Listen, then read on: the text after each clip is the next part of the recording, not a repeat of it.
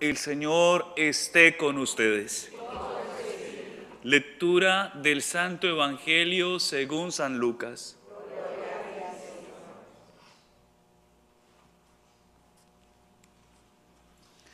En aquel tiempo, Jesús salió de la sinagoga y entró en la casa de Simón.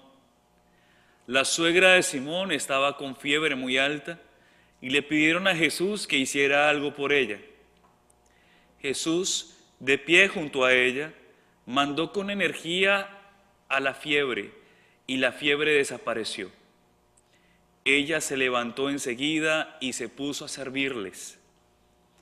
Al meterse el sol, todos los que tenían enfermos se los llevaron a Jesús y él, imponiendo las manos sobre cada uno, los fue curando de sus enfermedades. De muchos de ellos salían también demonios que gritaban: «Tú eres el Hijo de Dios». Pero él les ordenaba enérgicamente que se callaran, porque sabían que él era el Mesías. Al día siguiente se fue a un lugar solitario y la gente lo andaba buscando. Cuando lo encontraron, quisieron retenerlo para que no se alejara de ellos, pero él les dijo: «También tengo que anunciarles el reino de Dios a las otras ciudades, pues para eso he sido enviado».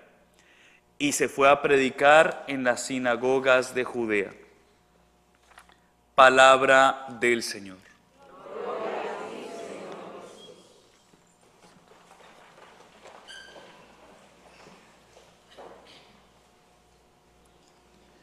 Bueno, queridos hermanos, hoy en el Evangelio 51 ¿qué escuchábamos? Confiaré para siempre en el amor de Dios. Confiaré para siempre en el amor de Dios. Y eso es una invitación para todos nosotros de perseverar, ¿no? Y perseverar en realidad es tener confianza, perseverar en Dios, tener confianza en Él. Nuestra fe no puede ser una fe circunstancial. Gracias a Dios, pues Él nos concede los dones, las gracias y la fuerza que necesitamos para que no lo sea. Pero nosotros muchas veces no dejamos a Dios ser Dios en nuestra vida, ¿no? Y nos dejamos llevar según el día, según la fecha, según el clima, según el momento, ¿no? Y entonces las circunstancias varían, ¿no es cierto? Varían, pero Dios es siempre el mismo, Dios es siempre fiel. Por eso confiaré para siempre. ¿Por qué nosotros no podemos confiar para siempre? ¿Por qué nosotros no podemos abandonarnos siempre en Dios? Pobre humanidad nuestra, ¿no? Que muchas veces duda, que muchas veces se desanima, que muchas veces peca. Pero el Señor a través de la palabra nos anima y nos recuerda de que es el momento de, a pesar de cada circunstancia, nosotros avancemos. A mayor cercanía de Dios, y se los digo para animarlos, ¿no? No para desanimarlos. A mayor cercanía de Dios, mayores van a ser tus luchas. Qué buenas noticias les estoy dando, ¿sí? Los estoy motivando para que cuando lleguen esas luchas, recuerden que a mayor cercanía de Él, a mayor cercanía de la luz, de la gracia, pues obviamente tu conciencia se va volviendo más delicada. Tu conciencia y tu manera de ver la vida va a ser diferente, va a ser distinta. Y claro, como uno viene acostumbrado al pecado, como viene acostumbrado, en este mundo venimos acostumbrados a la inconsciencia, venimos acostumbrados a la indiferencia. Cuando uno empieza a despertar, cuando uno empieza a ser consciente, pues claro, uno siente dolor. Pero eso es un buen síntoma no para quedarnos en el dolor, sino un buen síntoma para entender que voy caminando, que vamos caminando, ¿o no? Así que esa es mi motivación en esta noche para cada uno de ustedes. No es una circunstancia. Usted se imagina donde usted simplemente siguiera sus sentimientos. Si usted no amaneció hoy con los sentimientos por el suelo, ¿Usted se imagina donde se dejara guiar por ellos? No estaría aquí. No estaría aquí. Si nosotros estamos esperando, o nosotros a veces cometemos un error, y es que pensamos que siempre vamos a estar, cuando estamos felices, pensamos que nuestra felicidad, que ese estado de felicidad va a ser permanente, duradero, maravilloso. La luna de miel pensamos que va a ser constante, permanente, y resulta que eso pasa, ¿sí? Resulta que todas esas cosas pasan, pero también cometemos otro error. Cometemos el error de que cuando estamos por un momento de dificultad y de prueba, pensamos que eso es duradero, que eso es eterno, que yo no voy a poder, que eso, ¿por qué me tocó a mí? ¿No? Usted no se ha dicho, pero ¿por qué me tocó a mí? ¿Por qué me tocó a mí? Y resulta que eso también pasa. ¿Quién no pasa? ¿Quién no pasa? ¿Quién no pasa? Si ustedes lo entendieron, yo puedo morir tranquilo esta noche. Aunque no creo que el Señor, pero uno no sabe, pero si eso se entiende, eso se los aseguro que va a simplificar nuestro camino, no porque deje de ser difícil, no porque deje de ser estrecho, no porque no encontremos piedras, ni encontremos obstáculos, sino que lo va a simplificar, lo va a facilitar, porque nuestra confianza va por encima o supera todo lo que hace parte simplemente de una realidad netamente humana, ¿no? Y entonces ahí podré decir, confiaré para siempre, confiaré para siempre. ¿Usted se imagina si usted se quedara con el sí que usted le dio a Dios hace un año, hace un mes, hoy? ¿Usted se imagina si se quedara con ese sí? Ese sí se renueva constantemente. ¿Y saben cómo se renueva constantemente ese sí? Se renueva a través de la cruz. A través de la cruz, ese sí que tú le has dado a Dios se renueva. ¿Por qué? Porque en la cruz aprendemos a experimentar nuestra necesidad de Dios, nuestra necesidad de acercarnos a la misericordia de Dios. Cuando en mi vida no sucede nada, pues obviamente, ¿cuál es el riesgo? Que no siento nada, no tengo necesidad. Si usted está lleno, si usted está satisfecho con lo que comió y comió más de la cuenta, pues normalmente ¿cuál va a ser su actitud? Estarse en su mueble, en su sofá o en su cama, pasando la digestión, indigesto, y no se va a parar. Yo creo que, o si se para, pues ya es sobrenatural, pero no se va a parar porque va a estar indigesto y ahí hibernando o esperando pues que haga la digestión, y entonces no va a tener la necesidad. Pero cuando uno tiene hambre espiritual, cuando uno tiene sed espiritual, cuando uno tiene necesidad, cuando uno experimenta su pobreza, su vacío, pues ¿qué es lo que genera? ¿No? La necesidad me ayuda, me mueve a dar pasos, me mueve a dar pasos, ¿sí? ¿Qué nos dice el Evangelio de hoy? El Evangelio de hoy, pues es eso. Se enfermó la suegra de Pedro. Muchos dirán, este Pedro sí fue muy loco de pedirle a Jesús que le sanara a la suegra. Pero precisamente los apóstoles que caminaban con Jesús, veían cómo Jesús sanaba a los enfermos. ¿Cómo no iba a sanar a una miembro de la familia de los apóstoles? Obviamente la necesidad, que es la fiebre, que es la enfermedad, los lleva a pedirle, bueno, Jesús, ahí está mi suegra, sánala, ¿no? Sánala. Y entonces esa necesidad lleva a la sanación de la suegra de Pedro. Pero ¿saben qué es lo más maravilloso de esto? Lo más maravilloso de esto es que, aparte de que la sana, la señora no se queda allí contenta brincando, me sanó Jesús y me sanó Jesús. No se queda ahí deslumbrada por lo que sucedió, sino que ella inmediatamente se pone de pie y comienza a servirle al Señor. Ahí no lo dice en el Evangelio, pero en una actitud humilde.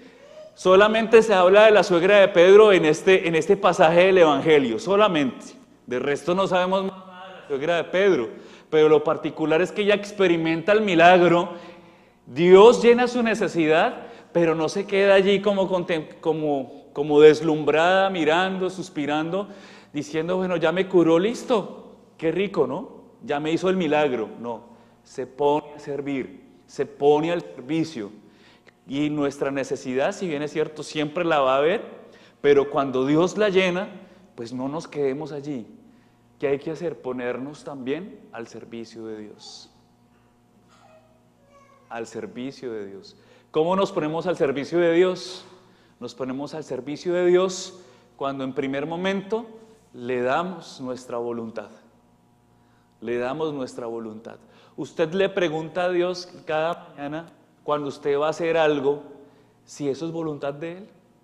Usted le pregunta a Dios cada día, cuando usted va a salir o cuando usted va a realizar cierta actividad o tiene que tomar una decisión, si es voluntad de Él. Usted, como hijo de Dios, ¿usted le pide permiso a Dios? ¿Usted sí le pide permiso a Dios? Porque uno puede hacer lo que uno quiere o lo que uno siente, y a veces uno se deja llevar por lo que uno siente, ¿no? Y eso es muy bonito, dejarse llevar por lo que uno siente, pero ¿cuántas veces, dejándonos llevar por lo que sentimos, no nos hemos golpeado muy duro? No nos hemos dado muy duro, golpeado muy duro, caído muy duro, o muchas veces, ¿cuántas veces no nos hemos equivocado por afanados, por acelerados, por imprudentes, ¿sí? Por acelerados sobre todo, ¿no? El acelerado lo quiere todo ya, por acelerado muchas veces toca hacerlo y toca hacerlo y toca hacerlo y resulta que le sale más caro ese acelere que el haber esperado, ¿o no? ¿Cuántas veces nos ha pasado eso? Y Dios, sí, espera eso, no es que Dios nos obligue, sino nosotros cuántas veces dejamos hacer la voluntad de Dios. En realidad nosotros queremos que Él guíe nuestras vidas, le pedimos a Dios permiso, y ese es un primer paso para entrar al servicio de Dios, para servirle al Señor, dejar hacer a Dios. Y una vez que dejamos hacer a Dios, ahí sí viene la segunda parte, ¿ya? Que nosotros cambiamos a veces, alteramos el orden de los factores. Entonces primero hacemos y después miramos a ver, entonces agarramos a Dios a ver que nos ayude, nos desenrede la vida. Entonces cambiamos el orden de los factores, no, démosle el orden. Entonces, una vez que dejamos hacer a Dios, ahí viene ya la segunda parte, que no es cuestión de dejar hacer a Dios, entonces, porque yo me puedo quedar así, así cruzado, que Dios haga. Y resulta que Dios necesita el concurso de mi voluntad también, entonces ahí es donde Dios hace, pero también es cuando yo, sabiendo que Dios está haciendo, que está trabajando conmigo, que está guiando mi vida, ahí sí yo camino, ahí sí yo hago. Hay que dejar hacer a Dios haciendo. Esa frase apréndansela. Hay que dejar hacer a Dios haciendo. ¿Sí? Como decía las abuelitas, ¿no? Yo siempre, esos dichos de las abuelitas tienen una filosofía increíble, ¿no? Y hay que ponerles mucho cuidado. A Dios dando, y con el mazo dando, ¿no? Es más que, en síntesis es como eso, ¿no?